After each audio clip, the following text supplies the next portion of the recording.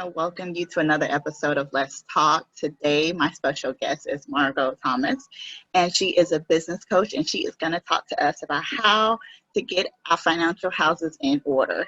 She'll be giving us some simple tips, some financial tools for women who are tired of being in debt. So I want to welcome Margo to the show. Welcome. Thank you very much, Joanna. Nice to be here. First of all, I want to tell you that this particular topic is super important to me, and it's because a long time ago when I was in high school and I graduated, I saw, aunts and uncles who had like student debt and, who had all this debt and, they could never do anything, go on vacations and stuff like that. And I just determined in my mind that I never wanted to be like that. I wanted to go to college debt free. I didn't want to have to owe any man anything.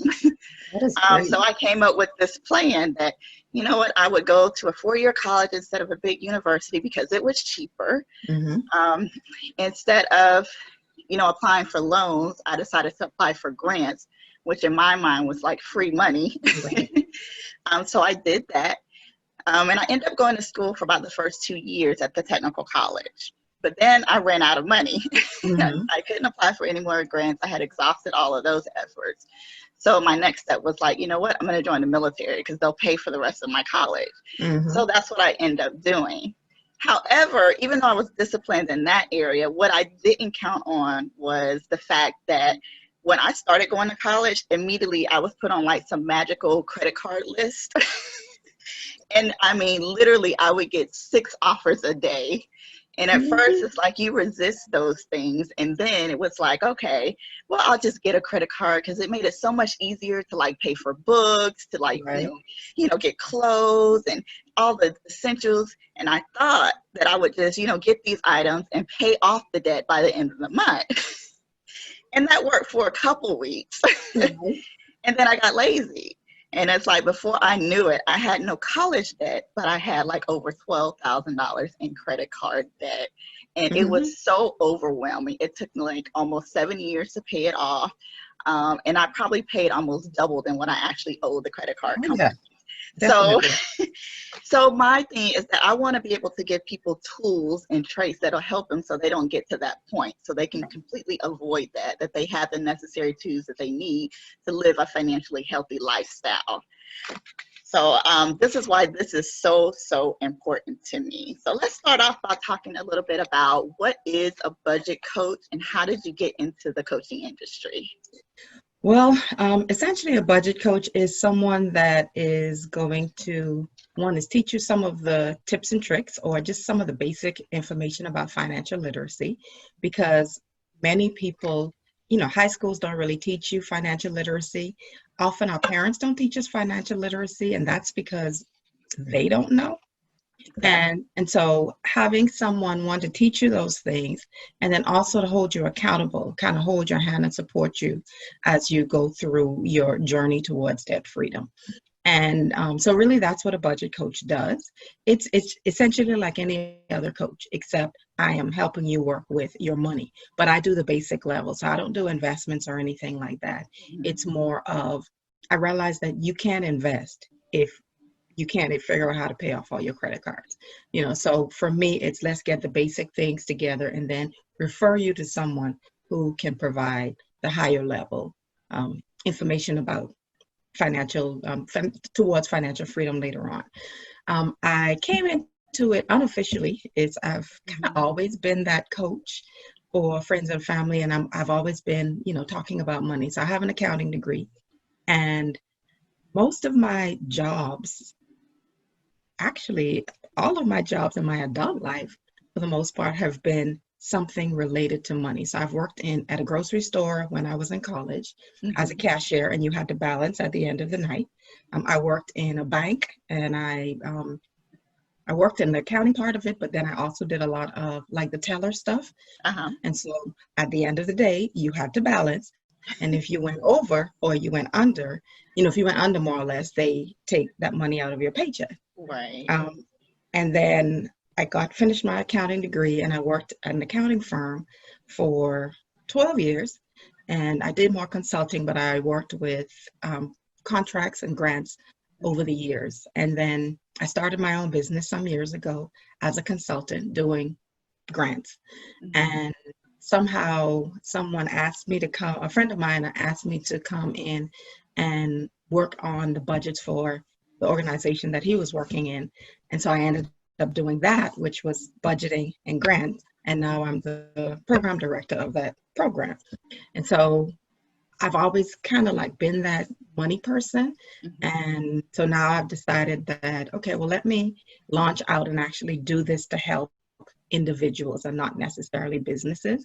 And my focus a lot of times is on women because I think we need that help a little bit more. Our relationship with money is so weird. And Mhm. so I wanted to be able to do it that way. I recently this year got a certification in life for a life coach, Mhm. which I figured, that would be something just to get the skills to work on the coaching stuff and not necessarily keep telling people what to do, but I'm more holding your hands and guiding you along so that you know what to do. If I'm here with you or not, you know what to do. So that's how I got into all of this budget coach thing.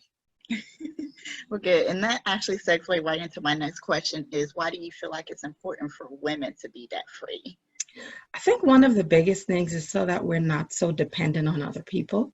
So Mhm. I remember growing up, my mom used to always say, don't beg a man for money, right? And her reasoning was if you ask a man for money, he's going to ask you for something back. And so that was something that I grew up with. But then also seeing the sacrifices that, my grandmother was a housekeeper, but Mhm. she had a house. Actually, she had two houses. I mean, she did her thing. She paid her bill. We, even though we were essentially poor, I went to private school most of my life, and Uh-huh. that was because people were sacrificing to allow me to do that. My mom, when we were saving for a house, it was all out sacrifice. It was, you know, we're going to eat, the potted meat during the week. So tuna and sardine and mackerel and all that stuff during the week. And then on the weekend, you may have chicken or fish. And we did that for years because Mhm. she was trying to save up a significant down payment to buy a house.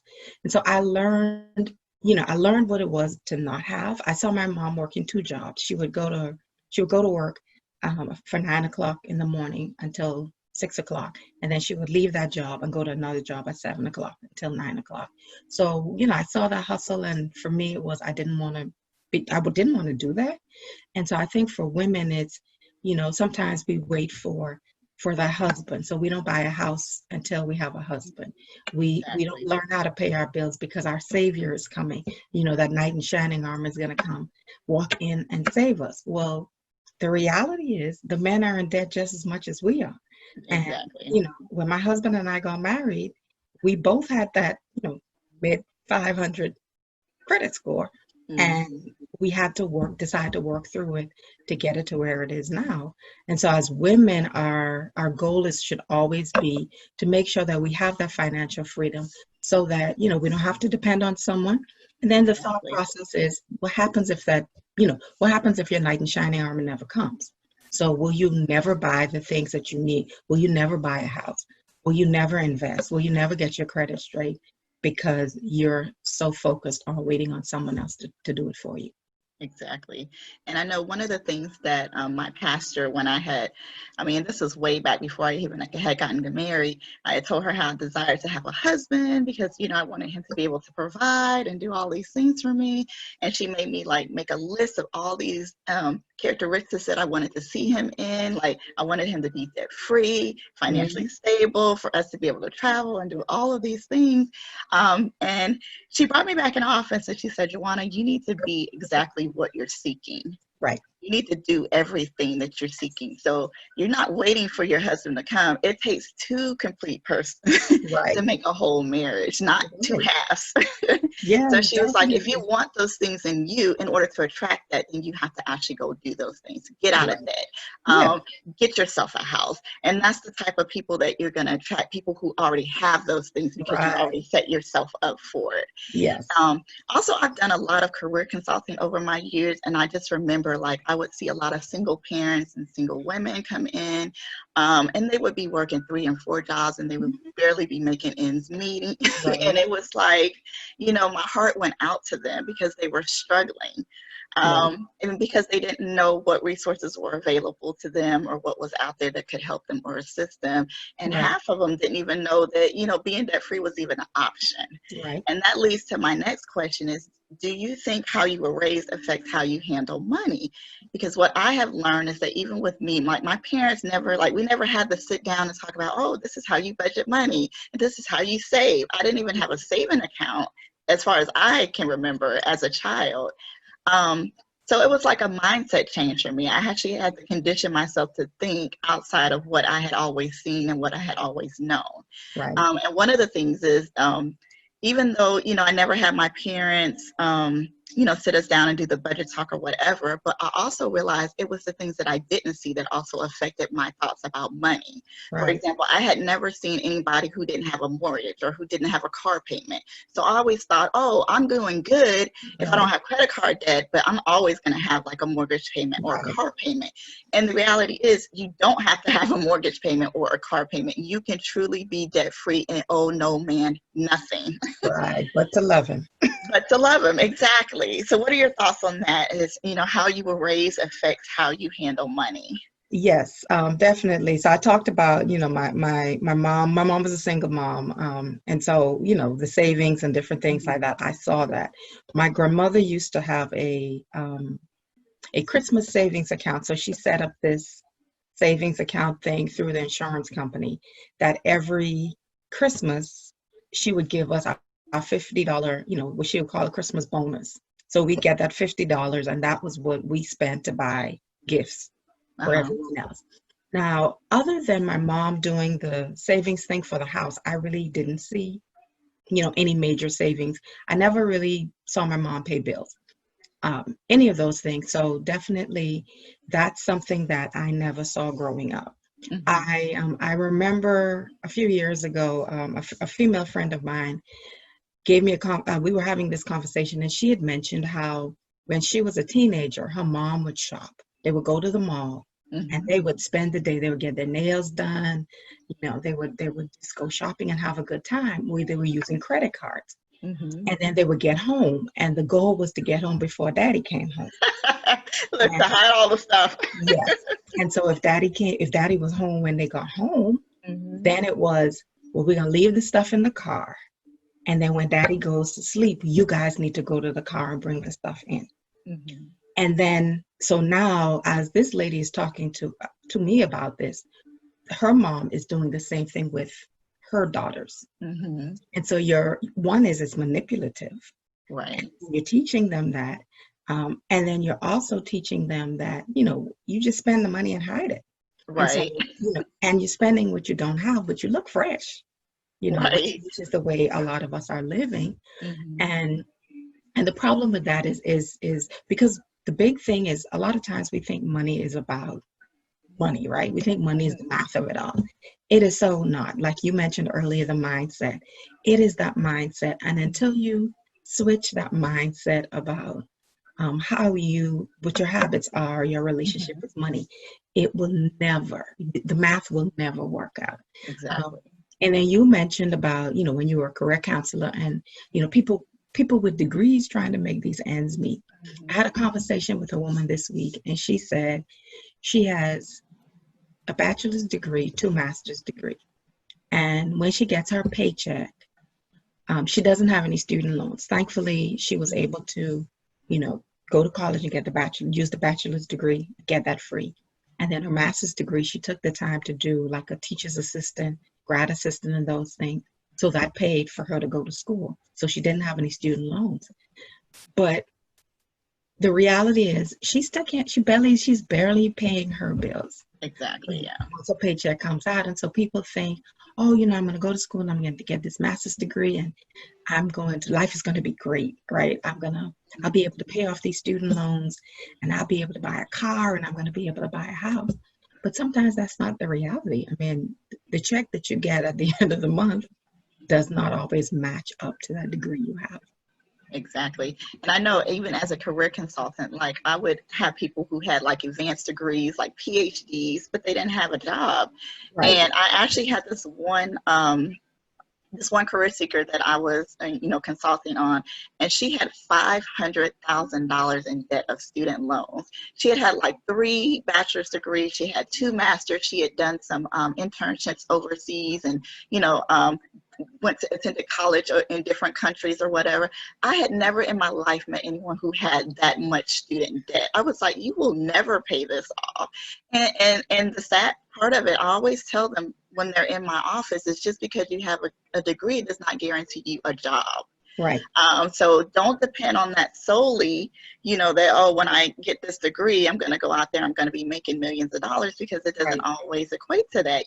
No. Sometimes you have people who have degrees that cost $60,000, but the job that they have is only making 30. Right. And that's the reality. Yeah. So yeah, my heart goes out to them. It's like, look at all the things that you have to get your mindset changed. If you don't get your mindset changed, nothing will change. You can continue to see yourself doing the same cycles over and over and over and over again. Yes. And just like you said earlier, you'll also be passing those same bad habits and cycles down to your children. And now they're doing the same thing that they saw you do.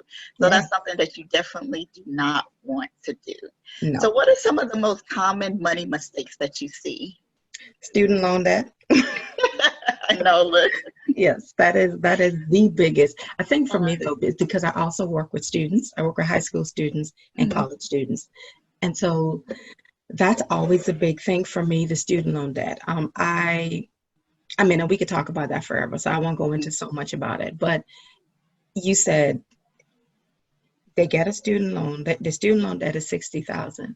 The job that they get is only going to pay them $30,000. It takes forever. I have a parent who works essentially collecting student loan debt for Sally Mae, and she says they take it out of your Social Security. Yeah. So you're paying that forever. That does not go away, and so you're constantly paying, and that's the big thing. Another one is looking the part, so looking successful, but your bank account isn't successful. And so we spend a lot of money on having all of these labels on us, Many of us spend a whole lot of money on, we have to get our nails done all the time, we have to get our hair done all the time. We have to drive a certain type of car. We have to live in a certain type of house. But you can't sleep at night because you're constantly worrying about the bills that come along with it. So those are 2 major ones. The other one is just spending, like simply spending. You think about, you go into the grocery store and you say, okay, well, I'm going to go to the grocery store for this stick of butter. And you come out with $50 worth of groceries that you didn't go in for. It's improper planning, I think, is a better way of saying it. You're not planning for it. The other thing is not planning in general. So like not budgeting, not saving, not planning for emergencies because they come. It's all of those things that compile together that essentially ruins us financially. Exactly. So what are some key things that you think every woman must do or take to begin this journey of being financial free? What are some key things that you think they need to do? The first thing is change your mindset, right? That's a big thing for me. When I work with clients, and even in a workbook that I completed, that was the first thing I talk about. Let's talk about your mindset. Let's talk about the things you've learned about money over the years. And then let's shift that mindset to think of money a lot differently. And then as you go for that, then it's getting to that point of your breaking point where you say, I'm done with this and I really need to push a little bit further. So that's the first one. The second one is you have to have a budget. And not in your head. Like, I know a real budget. Yeah, like I got it in my head. No, I need you to either have it in a book or on your computer. Somewhere that you could see it over and over. So I'll say I use my phone all the time, right? So I create our budget in a Google sheet. And it's on here. My husband always has access to it. I always have access to it. Sometimes I go like maybe, once maybe twice or three times a week, I just Uh-huh. put my phone up and scan through and then go back and balance the checkbook, right? So you go into to your bank account and you say, okay, these are the things that cleared from, because I know I've budgeted them. These are the things that cleared. Let me go in and check to show that they've cleared. And now I know all the time how much money I have. The other one is a lot of people say, get a credit card so that you could build credit, right? And that's fine for people who are disciplined enough, but Mhm. most people aren't. So in most cases, you get that credit card to build up your credit, and Right. you end up messing your credit up because Exactly. you're over limit all the time, or you're always close to the balance, or your minimum payment is $25. You pay that $25, and then you go back out and use 25. So that's a big thing. Let's see, what other ones do I have? Not saving. You have to be willing to save. Not saving for emergencies. So when I say saving for emergencies, but just saving in general as well. So my husband and I like to travel, and we haven't been doing as much of that as we used to do before. Look, we traveled more when we were broke, because those credit cards swiped really nice. Um, but now we save for it. So out of every paycheck, at least every month, I go through and I say, okay, um, we can take out X amount of dollars, and then that will assist us with travel. And then, deciding how much that is and then working through it. Right. Taking out an allowance is always good. And that way, you have that money for whatever it is that you choose to use it for. And so, if it's $50 out of every paycheck, if it's $25 out of every paycheck, Right. you decide on what that is. And then that's the money you use for whatever. And then you don't go back into your bank account for anything else. Right. So that's, those are the major things. And then paying off debt. Because now we have it. Most of us have the debt. That's the reality of it. Right. But now let's start working on paying it off. Don't just pay the minimum payment every month, because you will never get out of Yeah, debt. you will never pay it off. I know, like for our story, so when my husband and I got married, we moved to Tallahassee. Like we got married and moved straight to Tallahassee. And we moved during a time where the housing market had just blew up. It was in 2008, the end of 2008, Yes. beginning of 2009. And we both had houses. I had a house, he had a house, and then we had a house here in Tallahassee. And Ooh. when we first moved here, we couldn't give those houses away. So it was like we were just over our heads in that. When I literally tell you, like living from paycheck to paycheck, bill collectors coming to the house wanting their money. We were so stressed throughout that whole time. And to this day, I don't even know how we end up getting ourselves out of that. We just paid what we could. We always paid them something, even if it wasn't the correct amount. And we just Right. kept paying what we could, until finally we digged our way out. But we sat down after that situation and was like, you know what? We never want this to happen again. We looked at our fact. We didn't have a savings account at the time. We had cashed out my 401k to kind of assist, which I don't recommend anyone, do. But we were so Did that cash too. strapped at the time. Like we had no clue what to do. We was like, you're about to lose everything we've ever worked for.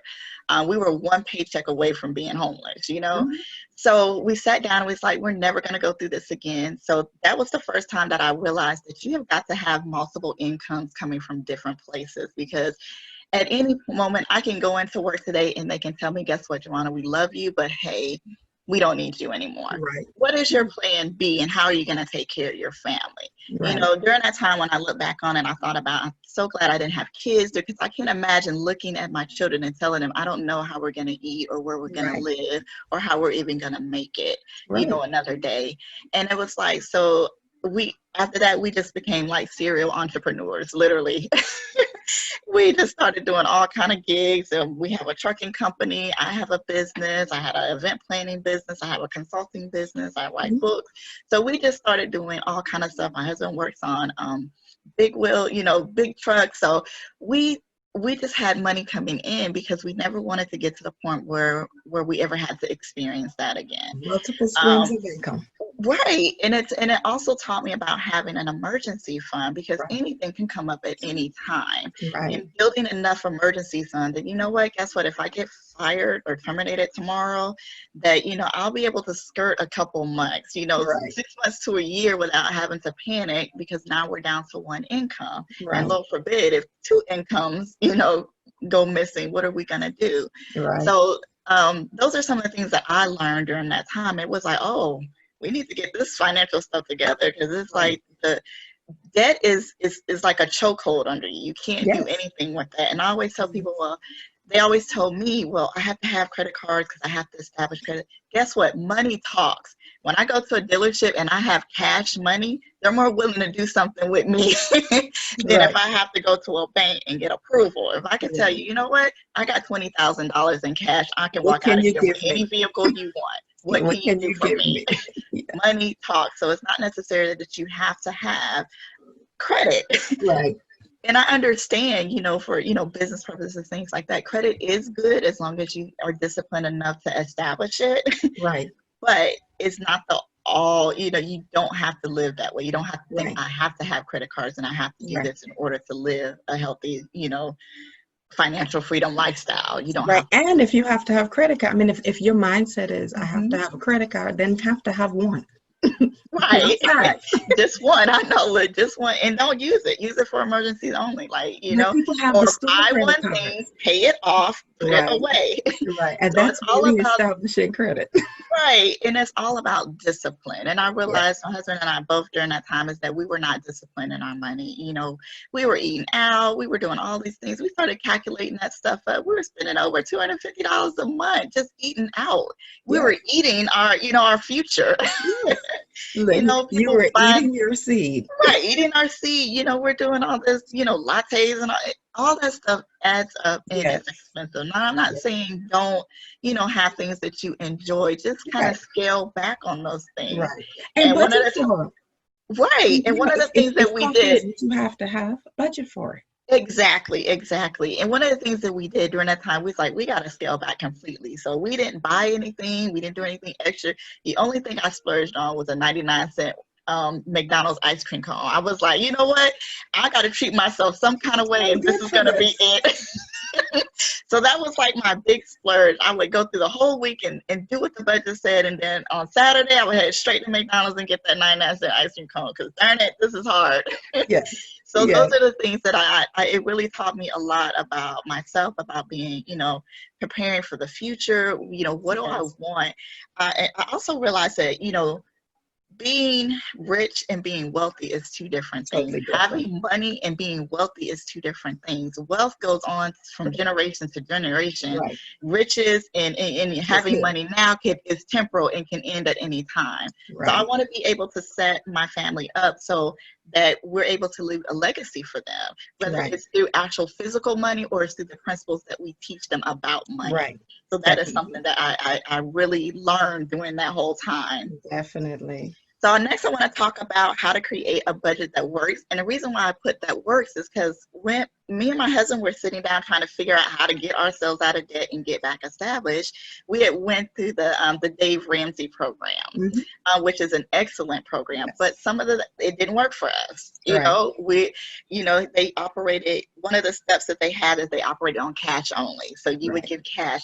That didn't work for my husband. So we I, had I to love the find cash, a but I can budget. modify it. Right, we had to find a budget that worked for us as individuals. Right. So what are some tips on how you can establish budget for yourself that will work for you? First of all, you have to know who you are, Mhm. whether it's you as a single person or as a couple. So we did Financial Peace University as well, and I mean I love Dave Ramsey. Mhm. When with my clients, I give them the total money makeover Yes, because I think they need to. There's some foundation that you need to have. exactly.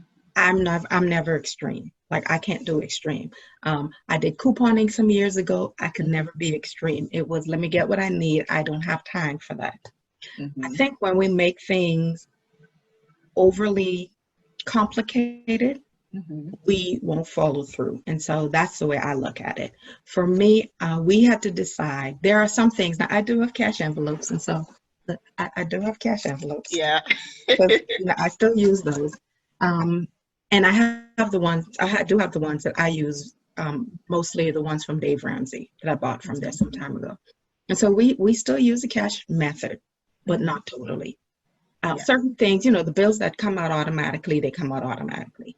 The things that we also do where we send our stuff, what's it called? Bill pay. So Yeah. certain things you pay through your Automatically. bank account and automatically go through. There are some things that, say, like gas. So when we first started, we were doing, I gave my husband have his gas money, his cash, and I would have my gas money. And then you realize we hate having to go into the store, give them $40 for the gas, and then you realize that you only needed 36. So now you have to go back into the gas station to get your $40 back. And that was inconvenient. So the way we decided to do it is like certain things we would still use a debit card. We budget for it. We still use a debit card, and then other things we use cash. So allowances, we realized that we had to have those in cash because we went overboard. Right. For a time, we were doing groceries. That's cash, and you managed it more because if you only took $100 in the grocery store, you're on that with your phone. That's all you had. Trying to calculate. You don't want to get to the cashier and find out that it's 102 and you only have $100. So exactly. To me, it was easier when we were doing that. It made us more disciplined with it. But with this pandemic and all this stuff, we've just been swiping. And honestly, I looked at our budget because I do the paycheck to paycheck, and we'll talk about that in a second, but I also have it running a total every month at the end of every month. And so I looked at our grocery, because we do grocery and dining out and all that stuff together. Well, we really haven't been dining out, but we were at, I think, $530, I think, last month. And up to earlier this week, we were at about 500 and maybe 60 or 70 dollars. That's just on food. Food, yeah. It's that I'm going to the grocery store for ice cream, and then I come back with a cart full of 3-4 bags of groceries. And so that kind of so I know that that's something that we have to work on, which is scaling that back. And we're probably going to have to go back to cash, because to me that kind of works better for us. Other things, the allowances work really well for us because having that in cash, I don't care what he does with his money.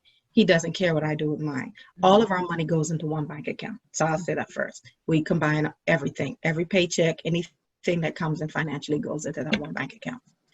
And so everything else is kind of like, well, what did you do at Lowe's? Well, why you spend $80 at Lowe's? What's happening? Right. But if you spend we call it mad money, it can be called allowance, it can be called blow money, whatever it is.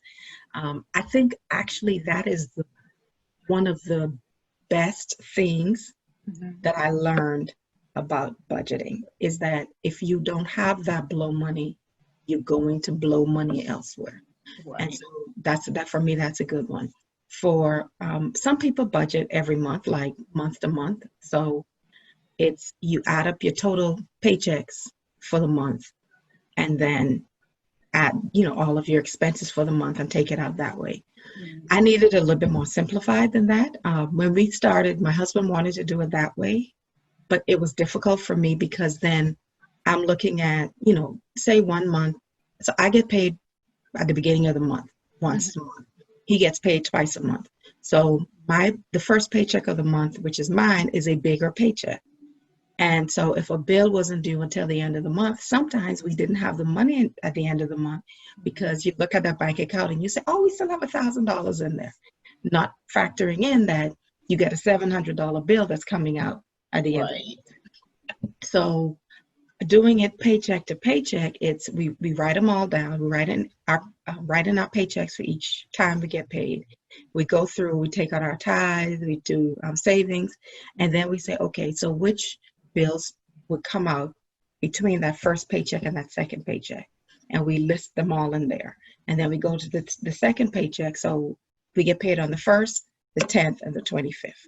So on the 10th paycheck, we say what's due between the 10th and the 25th. 10th and the 24th, and then we put those in.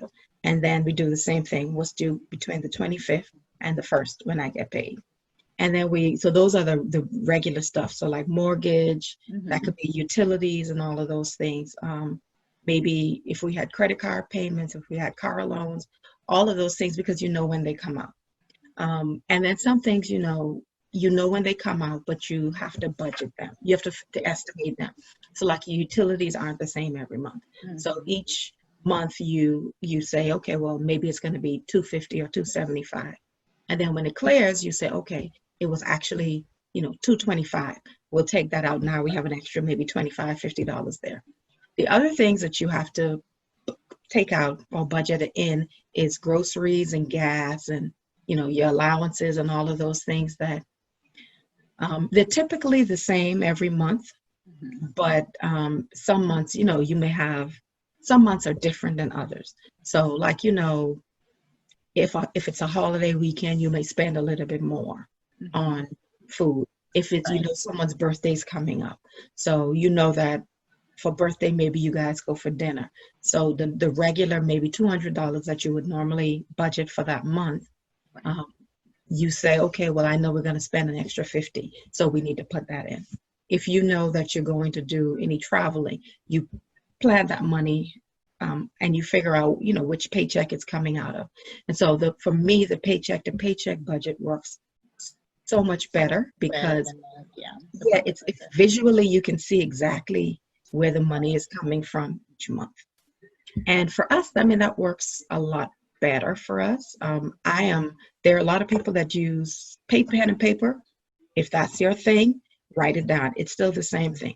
Write any income that you're going to get, that you're going to get, and then come up with a total for that.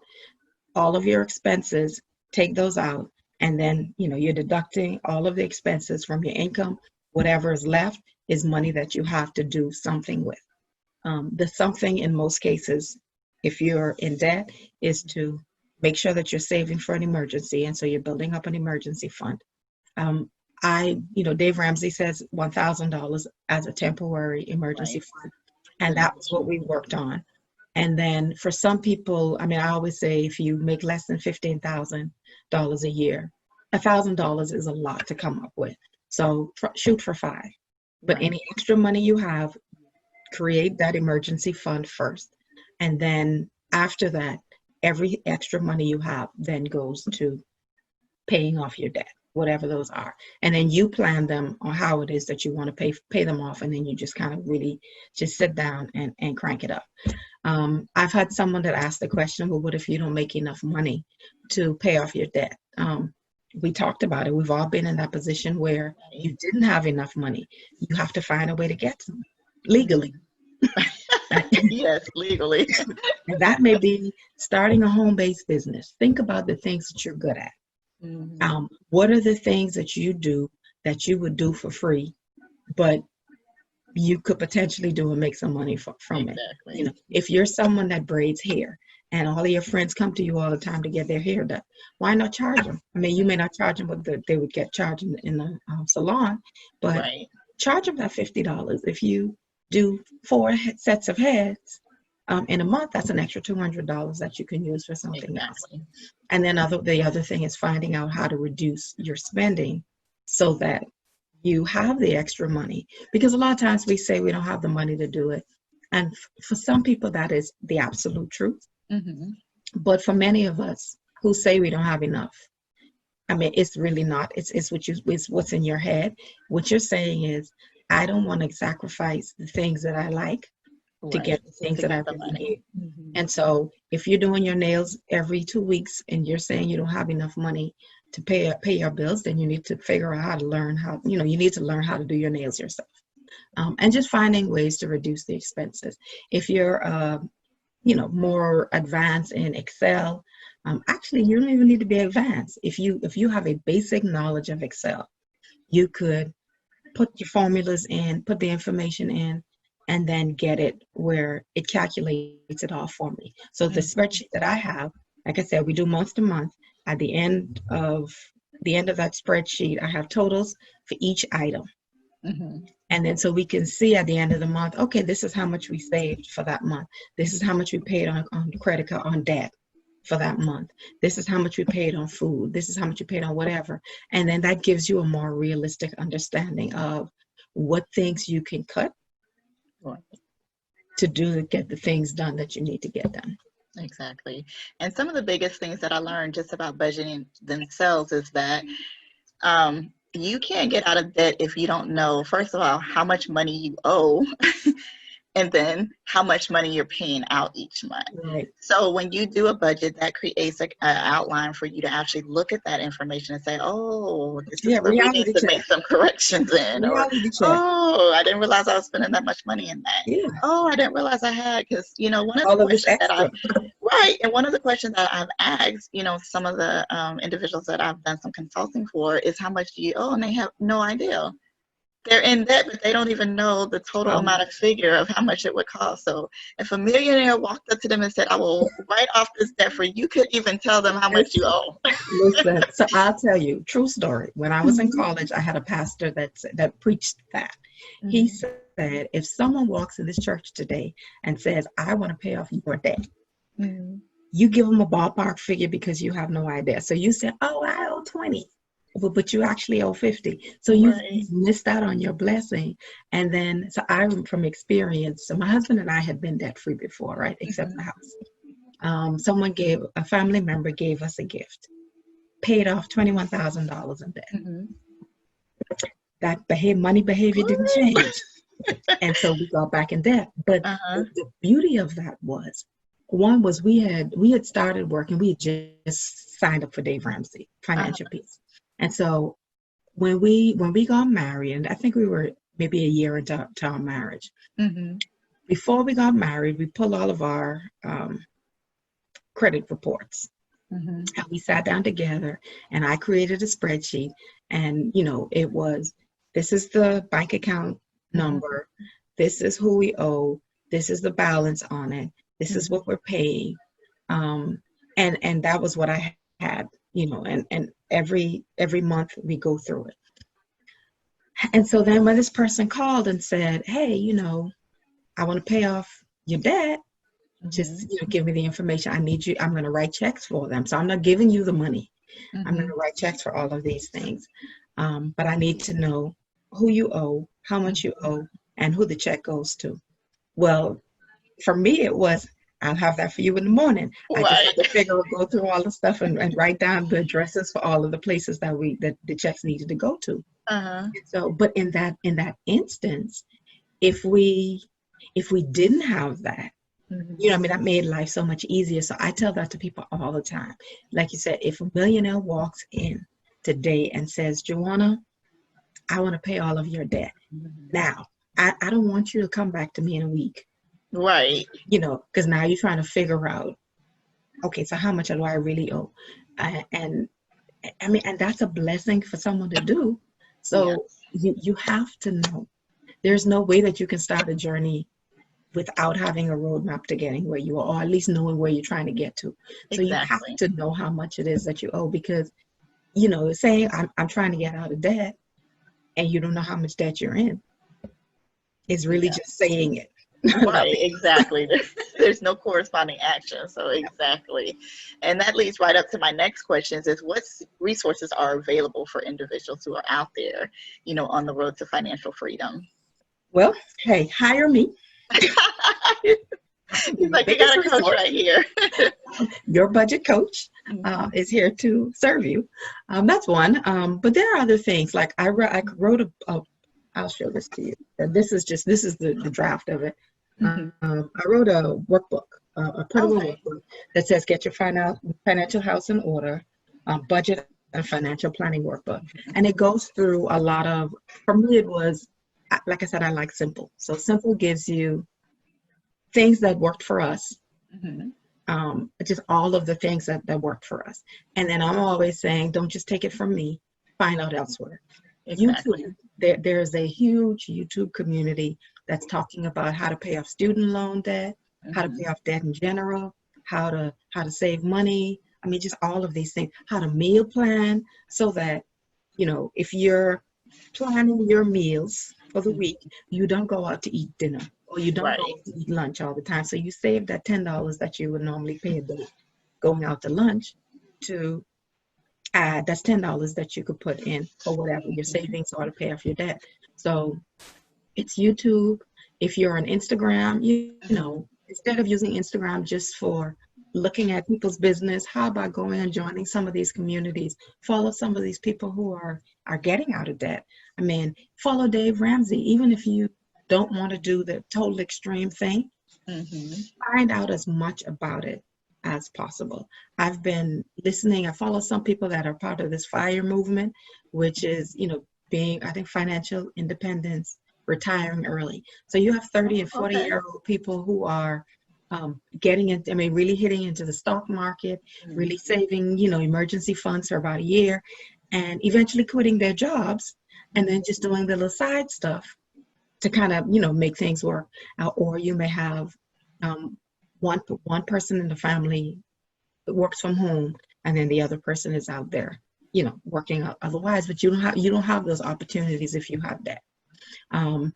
We talked about buying cars, finding out, doing a lot of the research to figure it out. Dave Ramsey has what is the budgeting tool called? Every Dollar. So that's one where you plug in all of your information. It's there. There's no point in creating a budget if you're not going to use it. Right, exactly. So you have to keep that in mind. Sit down with yourself and figure out, why do I do the things that I do with money? That's a start in finding out what resources are available. And then just go out there. Simple things like, if you're trying to get out of debt, you know, have you ever called your credit card company and say, hey, you know, I've been paying you. Is it possible to reduce my interest? Many times you're going to hear no, but eventually you'll hear a yes. I did that when I first started, you know, trying to get out of debt some years ago. I would call my credit card company and someone would say no. And I said, okay, well, thank you very much. You have a nice day. And then maybe a week later, I would call again and I would say, you know, hey, you know, I'm having some financial hardships and paying you off. Is it possible that you could reduce my interest? Well, when they reduced the interest, I continued paying the amount that I was paying before. And, you know, yeah. Or if now some credit card companies would look at that and say, now you think you're slick, so we're going to put this interest back up to where it is. So your other option is, instead of paying it all, you continue paying whatever, and then you just stack that cash, you know, whether you're stacking it, you know, in cash or putting it in the savings account. And so let's say you have a credit card that's $2,000 and you're socking away this money. They've reduced your interest rate. So now you have a low interest rate that you're working with. You save up that $2,000, you continue paying the minimum payment like you were doing, and then you take that $2,000 and go pay it off. Right. They can't increase the interest at that point, you know. So it's fine. Those are ways. It's finding out how to start something that's going to increase your income. It could be a part-time job. A lot of people are doing that, but you're still an employee, right? It could be, you know, my husband did Uber for maybe a year and made some extra money that way. People do like Shipped and all of that, where you know, and those are, you make them your home-based business, which then you save because, and actually I just watched a video with this lady talking about, if you have these home-based businesses, those are tax write-offs. You have opportunities to, right, exactly. You know, deduct some of the costs that you have related to your business from your taxes. So, I mean, that's another way of reducing it. Let's see, what other resources are out there? Reading, yeah, exactly. Using social media for to get information. I mean, technically, just going to school, YouTube University. If there's something that you're good at, but you know you're good at it, but you're not excellent at it, is there a possibility of learning a way that you can be excellent at it, and then using that as a side business to increase your income? So there are a lot of things out there. This is one that you talked about, emergency fund, right? So this is something that I created. Okay. Well, and it shows you where you're at. Right. Now, I stole this off of the internet. All I did was, you know, go in and each each square could be maybe $100. It could be $1,000, whatever it is that you are. And then I do the percentage that says, okay, this is where we are towards getting to that total Your amount. So goal. Yeah. this is what we were using for our emergency fund, our 6 months emergency fund. And that's what we're saving for right now. I think we should be at 75 by the end of this month. And then we still have more that we need to get to, but it's a process. And this, we keep it up in the office, and it's a visual for us to see where we are. So those are resources as well. You can do, I found them for credit cards. You can do the same thing. Your credit card is $1,000. You do those little, take a picture of one, draw one, whatever it is that you use, and just color it in. And because sometimes we're visual, and sometimes we need that motivation to see that, okay, I'm close, I'm getting closer, I'm getting closer, I'm getting closer. And so those are good resources that you can use as well. Right.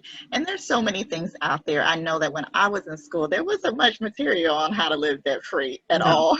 Like I wish we had the amount of information that we have now back then. Right. I probably would have made a little bit more better decisions, but there's so many things out there. I know some things that have worked for me, and it's really just depending on your personality type and what works best for you. But I know at one point, once we had total up our total debt, I had actually wrote a check for that amount, and I put that in front of my mirror where I would wake up every morning and get myself ready for work, and I would just say, God, I thank you for canceled debt, in Jesus' name. So every day I spoke that over, my life.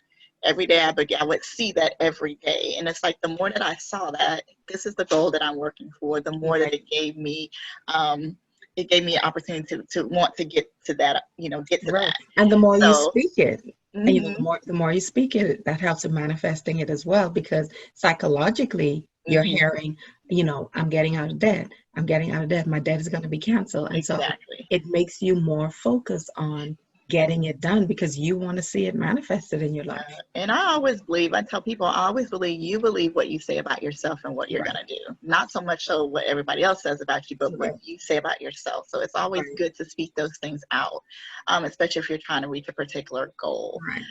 So that has worked for me. To say there's a ton of resources out there. You just have to pick tithing too. I mean, yes, for me, definitely. I've been tithing for years, and I'm thankful that my husband joined in and was willing to do it as well. But he wasn't that way until someone actually broke it down for him. Like a pastor came in and just really broke it down, and it was simple as, the Lord bless you with $100, give him his 10 back. Right. But sometimes you need it that simple, right? Because we go through all of these reasons why we shouldn't tithe, and we talk about what the pastor's driving and what the pastor's wearing, and all of these things, and you're like, but who cares? The pastor's driving that same car, but you're going to him for prayer. If you don't trust the pastor to handle your money, how do you trust the pastor to handle your life? Right, exactly. And why are you there is another thing that I always tell people, because they're like, well, the pastor's getting rich and this. Look, the only thing I'm concerned about is what God, at the end of the day, when I stand before the Lord, I'm going to be held accountable for what I did, not what my pastor did. He will have to answer for his own, the mistakes and stuff that he did on his own. Right. So one of the things with tithing, and that was a difficult thing for me with tithing. I was in the church 7 years before I actually started tithing, because I was like, I'm not giving them any money. It's just not going to happen. But what I learned, tithing taught me discipline. It taught me discipline, and it taught me what the value of money is. Right. Because to me, money was like, this great God that I was bowing down to all the time, but that's not what God intended money to be. No. So it really did taught me a lot of discipline, how to be obedient, how to pay him first, and then, do. And I cannot tell you how many times when I have said, Lord, I'm about to give this tithe, but I have X, Y, and Z due, and I don't know how this is going to get paid, but I'm going to be obedient. He provides. I mean, literally, I had one time where I was paying a car payment, and I was struggling for about 3 days, just going back and forth. Should I pay it? Should I pay it? Should I pay it? Should I not pay it? And it was already late, so it was already incurring fees or whatever. And I made the decision to go ahead and just pay, my tithes and just figure out, just trust God for the rest. I Right. went to call them to set up a payment plan to get, to get a payment plan worked out for the car payment. When I called them, the lady said that the payment had already been made, and it was the check that was in my checking account. It was the next check that was in my checking account. She was like, yeah, we received that last Friday, and this is the check number. And I'm thinking, I'm looking at this check. There's no way that could be the payment. So I encourage everybody, if you're not doing that, tithing, it has blessed me in so many ways. Yeah. And it's also showed me just how selfish I am. Like, this is not my money. God has blessed Right. us with me to be a blessing to others and Right. to my family. And if you can't be a good steward over that, how is he going to bring more into your life? Right. Right. And then even, I mean, for me, it's like, it says, once when you do what you need to do, he says, test me and see if I wouldn't open up a Right. window of heaven and pour you out this blessing. Mm-hmm. But then the other thing is that I will rebuke the devourer for your sake. Exactly. So when we talk about the emergency fund, so think about it. Yeah, you may have that emergency fund, but rebuking the devourer for your sake means that you're not getting sick all the time. Mm-hmm. So it's not money. It's not just money. It's not just money. It's like you and your kids aren't getting sick, or there's a way someone walks up and gives you, gives you $100 or whatever it is. And so if you're not willing to trust him in that, then how do you expect the windows of heaven to open up? Exactly. And exactly. so, so it's a discipline. I mean, it's definitely a discipline, and it's definitely a walk of faith. Exactly. Because if you see the big tide check that you have, for some people, it's like, right. You always think, it's like, I have the moments where, you drive around and you see the lottery mm-hmm. amount, and we start thinking, oh, yeah, if I win this 5 million, we could do right. this, we could do this, we could do what that. I could do with that money. Yeah, and then you start thinking about the tithe, and you're like, oh, that's a big tithe check. Right? That's half of the money. Look. Yeah, that is exactly true. So what advice would you give a woman who says, I'm already in debt, now what? Where do I start? The first thing is get your credit. Go and get your credit report. They're free. You can get an annual credit report from all three of the credit reporting bureaus. One suggestion I have, the way we did it before, and I think it just changed recently, but at the beginning of the year, we got one from one of them. Mm-hmm. And then in the middle of the year, you get another one from another one. And you just kind of stagger it out that way. And once you see what that is, then you just literally write it down in a book, write it down in a spreadsheet, whatever works. I owe credit card ABC. This is the amount, whether it's current or not, whether it's in collections, you want to write it down because you still want to pay that as well. And so you just go down the line. And so at the end, this is how much, this is my total. This is how much that I owe, that I have to pay. Then you go into, okay, so now let's create this budget. Let's sit down. If it's you by yourself, if it's you and a spouse, sit down. Well, before you do that, go and do a spending journal. And it could be as simple as, again, writing in the book. You could have like a little notebook, the notepad or whatever that you keep with you all the time. You go to the grocery store, you write in, grocery store, Publix, whatever, and put in that amount. You buy gas, you write that in, gas, such and such and such. And that will allow you to figure out realistically how much you actually pay for certain things. And so once you have that, then you go back and you look, the things that are the amounts that's fixed. It stays that amount every month. The things that may stagger in the amount, but you write those down. And then you go and after using your spending journal, you go in and you look and you say, okay, is this amount realistic? Mm-hmm. I'll put those amounts in there. So the budgeting works. Figuring out how much you owe, figure out how much you're spending, create a budget, make up your mind that you're going to work on it. Save up for your emergency fund, whatever amount that is. It's the $500, $1,000, whatever is temporary. So, but that is so that you will have a cushion just in case something, like you blow a tire or something like that. You can go in and pay it off without having to grab that credit card out and swipe it.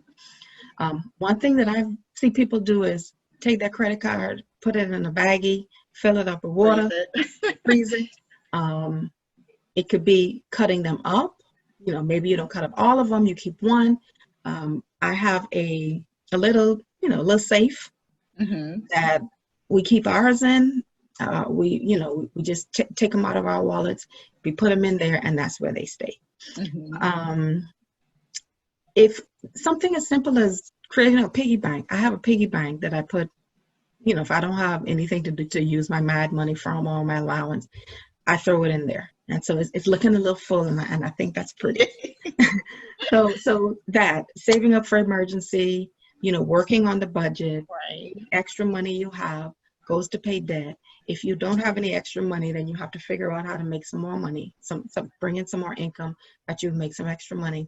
Sell crap. Like, we do this thing is, I don't have any money, but you got a closet full of purses. Right. Stuff you don't use. Right. You get it. One of my friends said she went and looked through her closet over this pandemic, and she had over 100 shoes. Some of them she may have worn once, some of them she's never worn.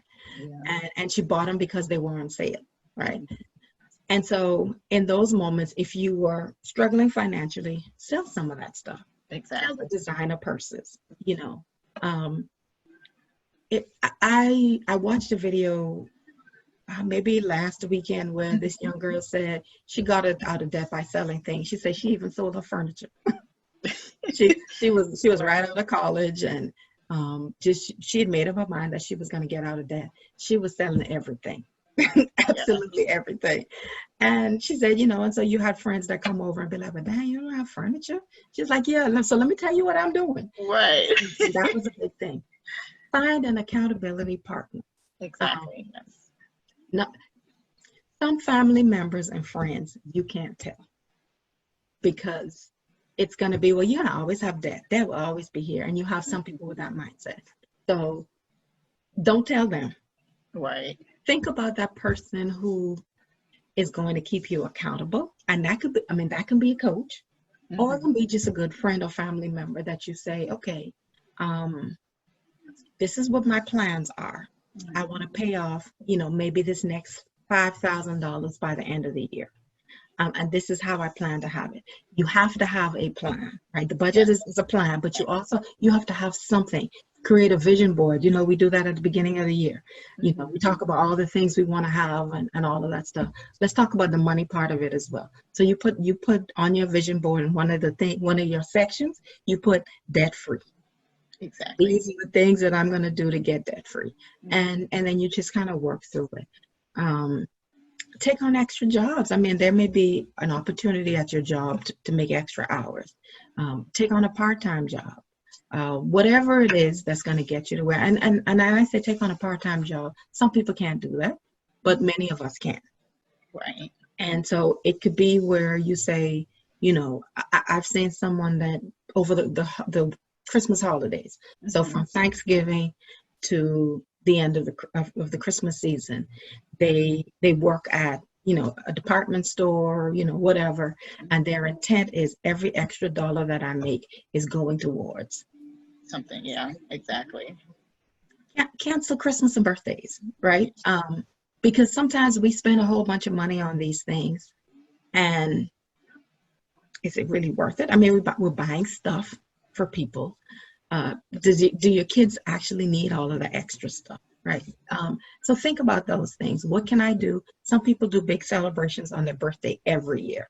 We'll scale that down. Like, my birthday gift this year is going to be, I'm going to pay an extra $1,000 on my debt. Right. And so it's those things. It's figuring out the things that you're good at. If you, you mentioned being a writer, right? That's a way to make some extra money. Right. A lot of people are doing YouTube and finding ways to make money that way. I've seen people doing drop ship is a big thing. I don't know exactly the details of that, but that's been a big thing where people are doing drop shipping and making extra money. People are going to like thrift stores or garage sales, buying furniture, cleaning them up, fixing them up, painting them up or whatever, and then reselling them. There's a whole lot of ways that you can figure out Exactly. how to get out of debt. But you have to, the first thing is making up your mind that that's what you want to do. And you have to almost have a hunger for it. Like, I have got to do this, because Yes. if you don't, you won't stay consistent with it. All right. So the end goal has to be important, has to be something that you truly say that this is what I've got to do, and Right. it has to be done now. Yeah. So each and every day, and I was talking to a pastor a while back, and he was saying, some people don't want to have short-term discomfort for long-term benefits. Yeah. And that's exactly what it is. It is going to be uncomfortable while you go through this. You're going to have to cut back on a lot of things that you normally wouldn't have to cut back, Right. or that you don't want to cut back on. Right. But think of the long-term benefits. Think of the long-term, all the rewards that you will get if you do that now. Think of Right. how And this is going to affect your substituting. future. Think of Yeah. how it's going to affect your family, your kids, Right. things that you'll be able to do that maybe you weren't ever able to do, like travel and Right. just all kind of things. Right. And you can substitute some things. Mhm. Like so we cut out cable, right? We because our cable had gotten up to like $200 and something Yeah. a month. And so we kept our internet, and we have Amazon. We have Philo, whatever that's called. And then we have YouTube TV. So with the three of them together, plus the internet, we probably pay a little over maybe $125 a month, if that. And so we're saving at least $75 to $100. If you keep internet, YouTube, I mean, you can watch a whole lot of stuff on YouTube. Right, exactly. Or substitute for reading. Like, do you have to watch TV all day, every day? Can you sacrifice not having cable for a year? We're not saying you have to do it forever. Sacrifice it for a year. Get the basic cable, if that's what if you just have to have it, and get a whole lot of books. Right. And it's just changing your whole way of thinking about, your money mindset. And some of the things that have worked for us, like we cut out cable too, because our cable was like $200 too. So now we have YouTube and Netflix. We cut off, we don't do birthday celebrations and stuff. I mean, we celebrate, but we don't buy gifts. Right. And that was kind of hard for my family because, Christmas and all this is a big deal, Right. for them. So, you have to have that come to Jesus meeting and say, hey guys, look, we're trying to be debt free. So we're not buying all 1,800 cousins a gift this year for Christmas. It's not going to happen. No. And not to say that we don't buy gifts, but we do. But it's like we don't go over. You don't splurge, right? So it's like you're not going into the new year in debt, buying Christmas gifts. And something in else some cases that won't. They've broken it up by January. Right. Or not even played with it. I mean, literally.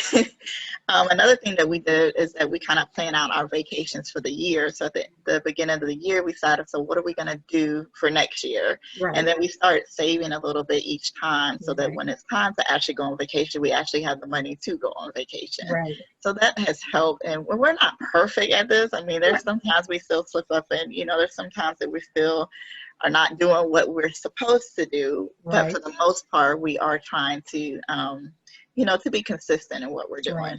And consistency is key. I mean, I teach people about money, but I still make mistakes. I mean, we still, like I said, $500 and some on food. Right.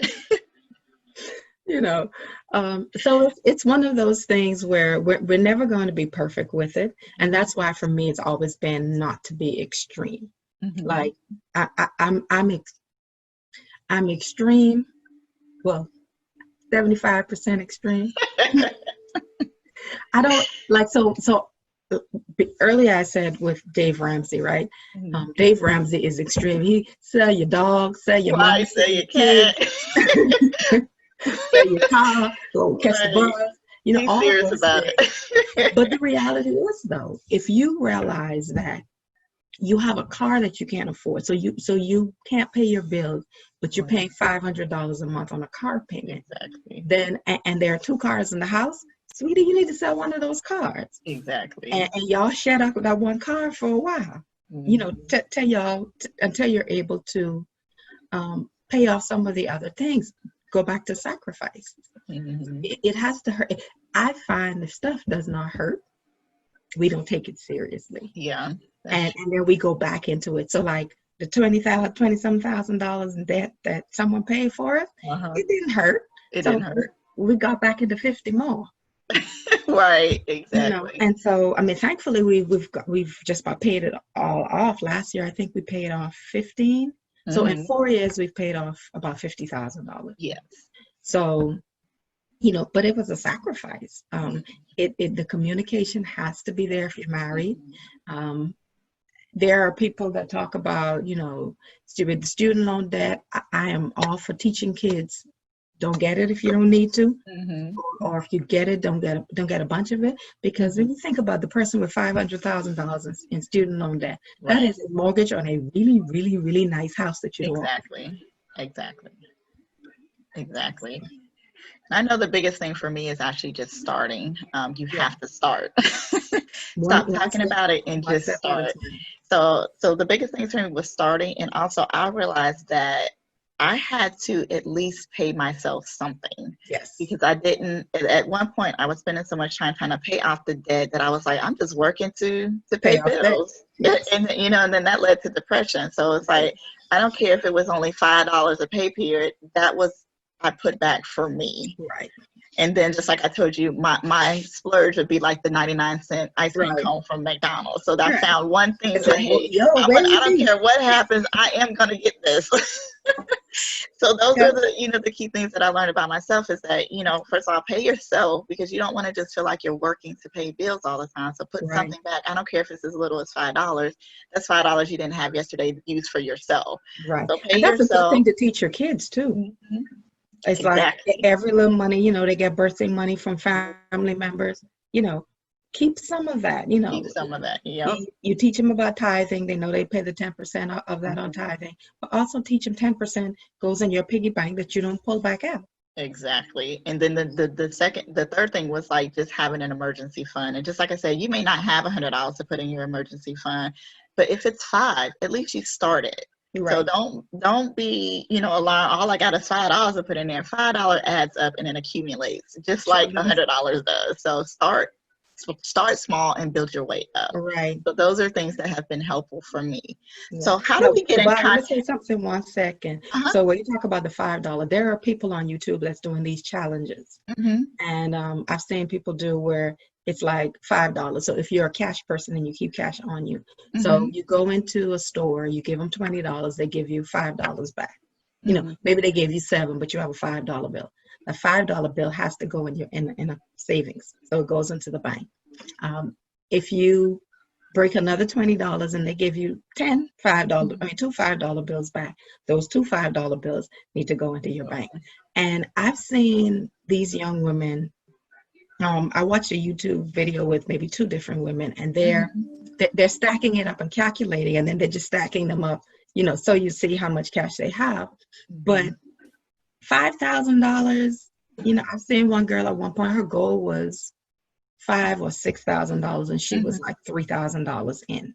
And it was over time, but you go back to the discipline.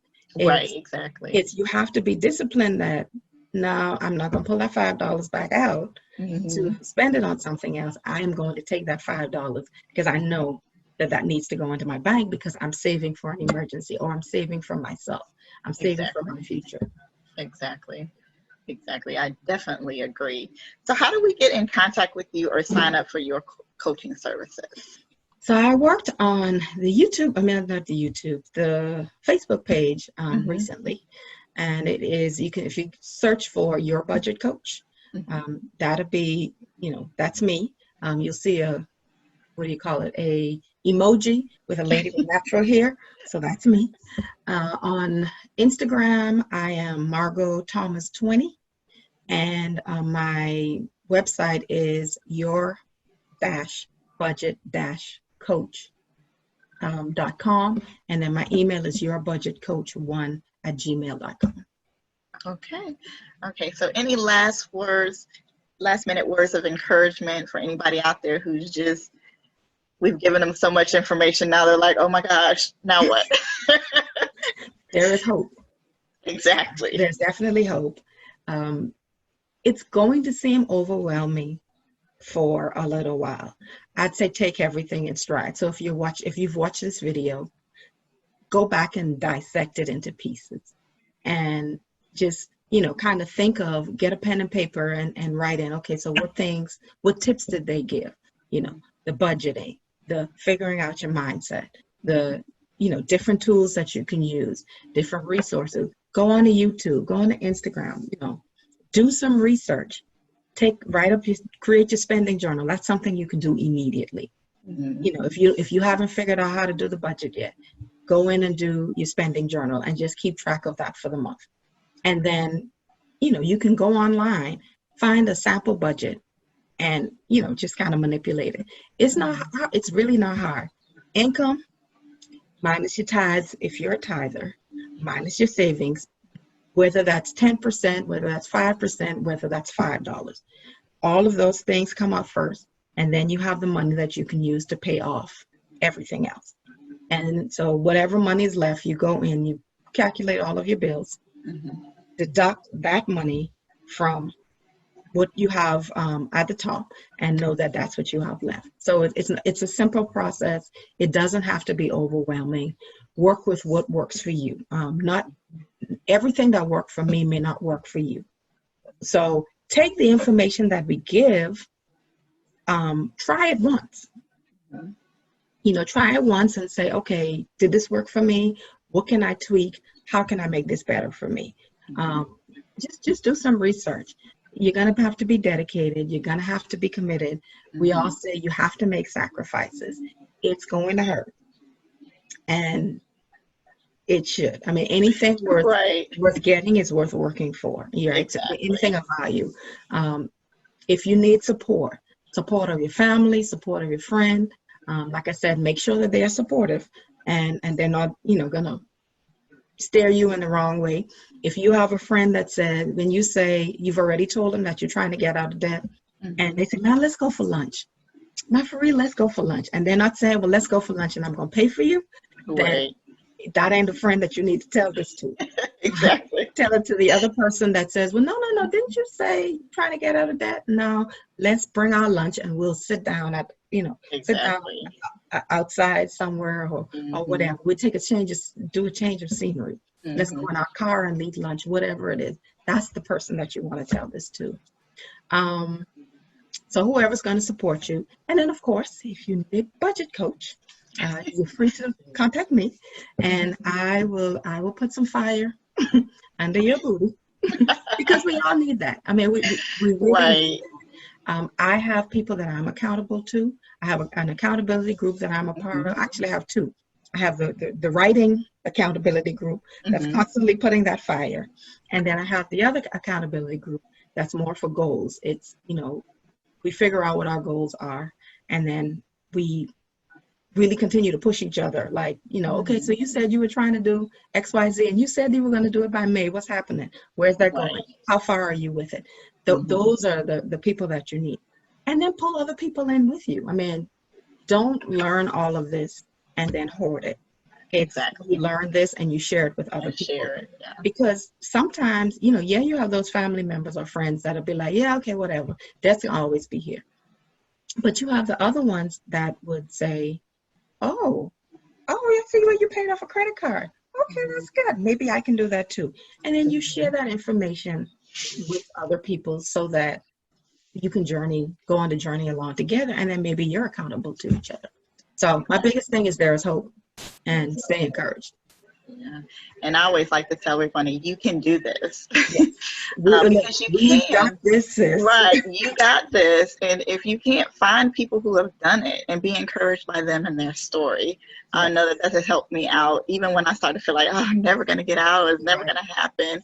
I try to listen to, a podcast or a YouTube video of someone who's actually done it, to get more encouragement. So it's like, you know what, I can do this. If this person can do this, then I know that I can do this. Yeah. So And then surround your eat the elephant. Well, they say eat the elephant one bite at a one time. bite at a time. Exactly. Exactly. So you can do this. Yeah. So thank you so much, Margo. I really appreciate you taking time out to show us how to get financially, get our house in financial order, and giving us some tips and some practical tips and simple tips that we can use to kind of, get on our journey to being financial free. I really appreciate you joining us. Thank you very much, Joanna, for having me here. I totally enjoy it. I mean, this is something that I'm passionate about. And if we all can be debt free, that would be amazing. I know that's right. All right.